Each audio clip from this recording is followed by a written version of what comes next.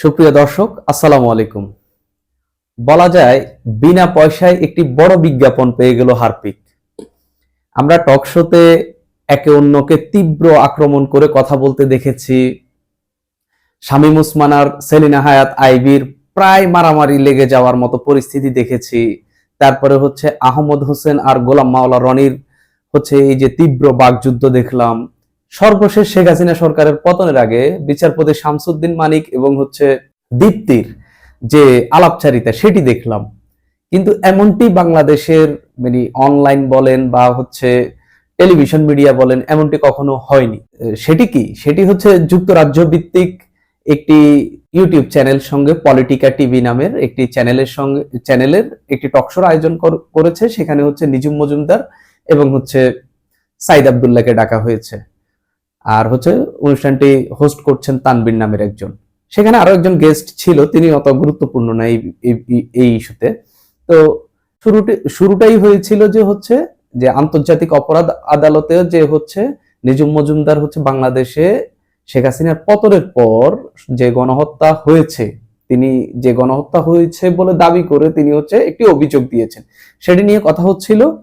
তো ওনার কথা শেষে যখন সাইদ আব্দুল্লাহ কথা বলতে আসলেন, তিনি বললেন যে এটি জাস্ট একটি যোগাযোগ, এটিকে মামলা বলা যাবে না, হয়তো অভিযোগ।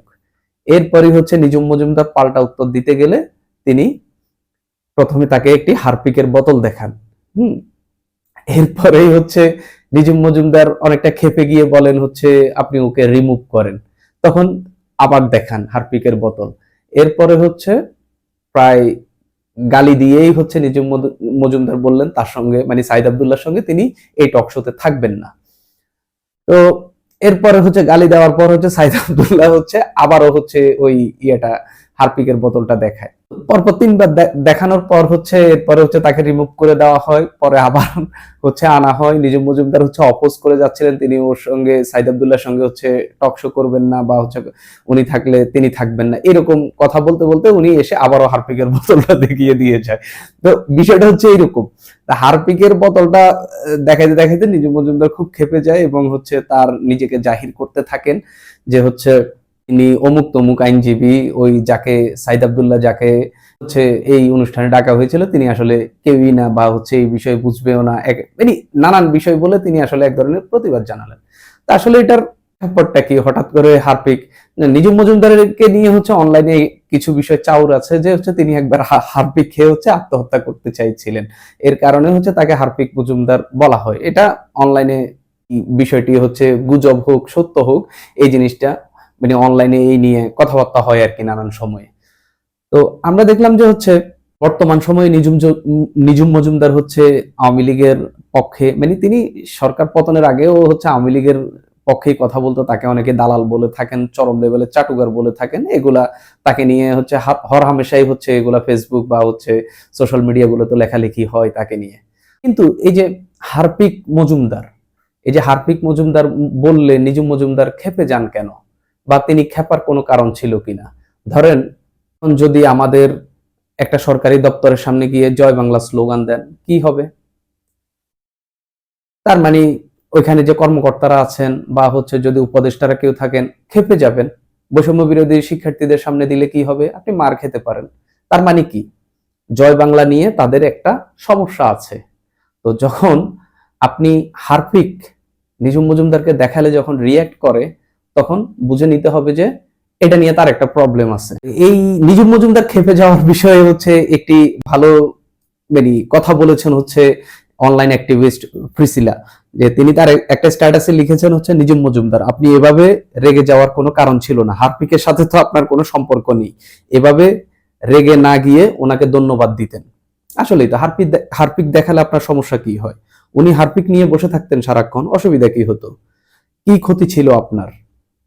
আপনি ক্ষেপে গিয়ে প্রমাণ করলেন হারপিকের সঙ্গে কিছু একটা ঝামেলা আছে। ডোনাল্ড ট্রাম্প কমলা হ্যারিসের ডিবেট দেখেন, এভাবে রিয়েক্ট করে।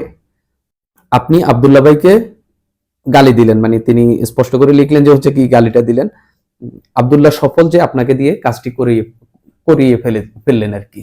তো আসলেই কিন্তু তাই, যে হারপিক ধরেন যদি দুই কাঁধে দুইটা নিয়েও আব্দুল্লাহ বসে থাকতো, আসলে অসুবিধা কি হইতো? আপনি রিয়েক্ট না করলেই তো হইতো। একই সঙ্গে আব্দুল্লাহরও একজন সমালোচনা করে। আমরা দেখলাম যে হচ্ছে এই বিষয়টা নিয়ে অনেকে নিউজ পর্যন্ত করেছেন, কারণ খুবই ট্রেন্ডিং এ রয়েছে হচ্ছে, যে কারণে আমাদেরও কথা বলতে হচ্ছে আর কি।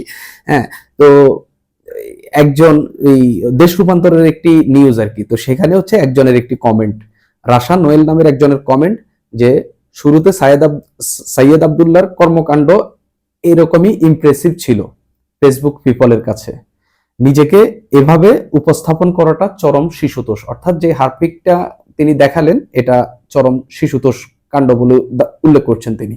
এর ফলে ওর রিসেন্ট কর্মকাণ্ড অদূর ভবিষ্যতে তার নিজের বিরুদ্ধেই যাবে। পলিটিক্যাল ম্যাচুরিটির প্রশ্নে সাইয়েদ আব্দুল্লাহ উতরে গেছিল অলমোস্ট, কিন্তু খড়গটা এবার ওভার এনথিউজিয়াস্টিক হইতে গিয়া নিজের কাঁধেই মেরে বসেছে সে। অর্থাৎ তিনি বলতে চাচ্ছেন যে হচ্ছে গত কয়েকদিন ধরে তিনি বা হচ্ছে সমসাময়িক বিষয়ে হচ্ছে সাইয়েদ আব্দুল্লাহর হচ্ছে যেসব কথাবার্তা তিনি দেখছেন, পলিটিক্যালি তাকে ম্যাচিউর মনে হচ্ছিল, কিন্তু এই কাজটি মানে হারপিক দেখানোর, বোতল দেখানোর কাজটি খুবই শিশুতোষ হয়েছে বলে দাবি করছে, মানে তিনি উল্লেখ করছেন। এটা তার একটা মন্তব্য, এটার সত্য মিথ্যা এটা তিনি মানে তার একটা অনুভব আর কি এটা। আচ্ছা, এই তো গেল হারপিক দেখানোর কাণ্ড, একজন খেপে গেলেন, অন্যরা হাসলেন, মানে পুরা হচ্ছে সোশ্যাল মিডিয়া এটা নিয়ে এখন মানে একদম বুঁদ হয়ে আছে। কিন্তু এটা কিন্তু একটি মেসেজও। কেমন মেসেজ? যেমন ধরেন যে হচ্ছে আপনি যদি এখন স্বৈরাচারের দালালি করেন, স্বৈরাচারের পৃষ্ঠপোষক হয়ে কাজ করেন, আপনাকে কিন্তু বাংলাদেশের মানুষের কথা শুনতেই হবে।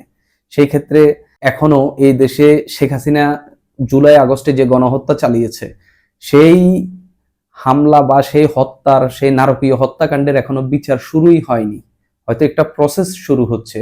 সেই জায়গায় আপনি সেটির বিচার না চেয়ে আপনি আগে চাচ্ছেন কি শেখ হাসিনার নেতাকর্মীদের উপর যে হামলা হয়েছে সেটির। আচ্ছা, ক্রোনোলজিক্যালি তো হিসাব করলে তো আগে তো শেখ হাসিনা হামলা চালিয়েছে বা শেখ হাসিনার বাহিনী হামলা চালিয়েছে, আগে তো সেটার বিচার হবে, তারপরে হচ্ছে আইসিসিতে আপনি যে অভিযোগ করেছেন, ধরলাম এখানে অনেকজন মারা গিয়েছে বা কিছু একটা হয়েছে, হ্যাঁ, তারপরে না সেটার বিচার হবে। কিন্তু আগে আপনি ওইটাকে প্রশ্ন না করে আপনি এটা নিয়ে কথা বলছেন, অবশ্যই মানুষের মাঝে একটা ক্ষোভ তো তৈরি হবে। তো আপনি সরকার, শেখ হাসিনা সরকারের পতনের আগেও মোটামুটি অনেক মানুষের অপছন্দের ছিলেন, এখন আরো অপছন্দের হলেন, মানে আপনার পক্ষে দাঁড়ানোর মতো মানুষ আসলে খুব বেশি দেখা যাচ্ছে না। তো আপনি একজন বুদ্ধিমান মানুষ, অনেক কিছু বোঝেন, নিজের সামাজিক যোগাযোগ মাধ্যমগুলোতে অনেক কথা বলেন, অনেক কিছু লেখেন, আশা করি এবার আপনার বোধোদয় হবে। সুপ্রিয় দর্শক, আজ এ পর্যন্তই।